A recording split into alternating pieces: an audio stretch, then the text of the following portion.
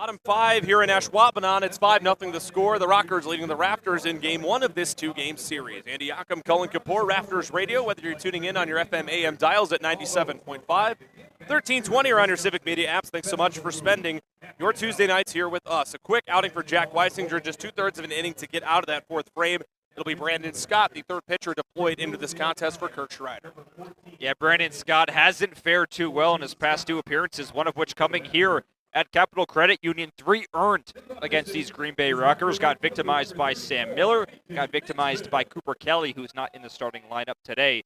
Let's see what he can bring. Trying to get back on that horse, has allowed 3 earned in his past 2 appearances. The left-hander fires a first pitch inside of the right-handed hitting Peyton Mansfield for ball 1. 6-7-8 to open this frame for Green Bay.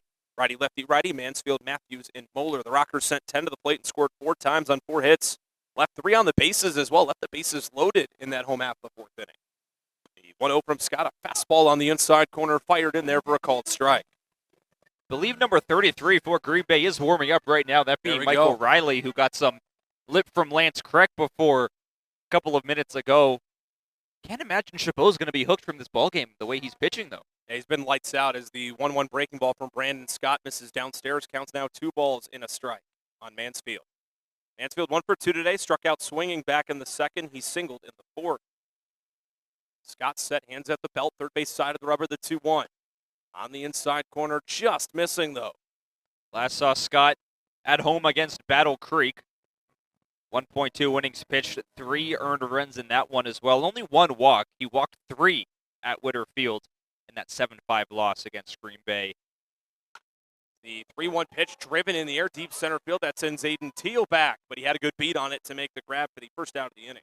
Yeah, I'll say it again. The hardest play to make in center field is the ball hit right at you and past you, and Teal tracks it down in that deep center field. A loud sound there for out number 1.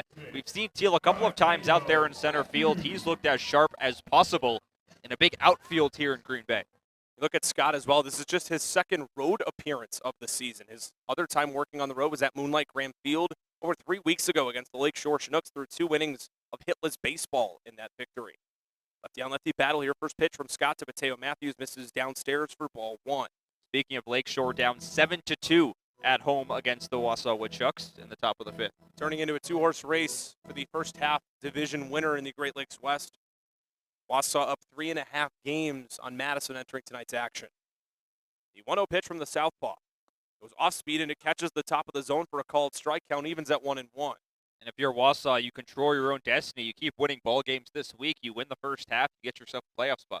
I remember at Wausau, the doubleheader on Thursday last week, after they beat the Rafters, they were disappointed at the walk-off from Madison, and obviously understandable. That's the team that you're competing with is in a 1-1 off-speed delivery. Another called strike from Scott. It's 1-2. And that's exactly what they said in their press box. Just control these games that you have in front of you, win what you can, and the rest will fall out the way it's supposed to. I think Wausau, obviously big rivals with the Rafters, but a box of chocolates or a gift basket could be sent to Witter Field for that 2-game series sweep we had last week over the Mallards as the 1-2 pitch misses low and away, now 2-2 on Matthews.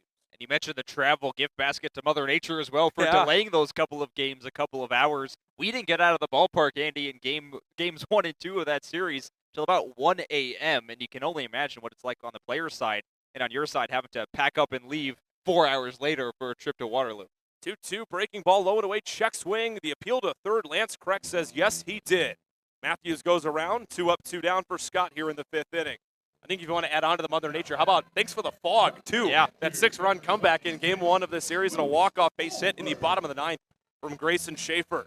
And something so crazy about that I've been talking about that with fans to this day, to today, talking about the fog that happened at Witter Field. Why didn't Donnie Scott and Madison try and call that game off as soon as they saw that their outfielders could not see the baseball? First pitch, the right-handed hitting catcher Luke Moeller misses low and in. That's a good point. And I think after the first one, it was a routine fly ball hit by Mason Onati to right center. It wasn't put in the gap. It wasn't driven to the wall.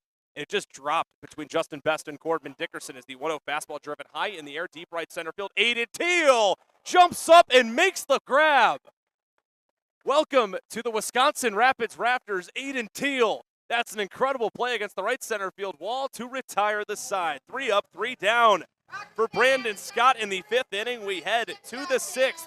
In Green Bay, 5-0 to score. It's Rafter Baseball on 97.5 FM, 1320 AM, WFHR.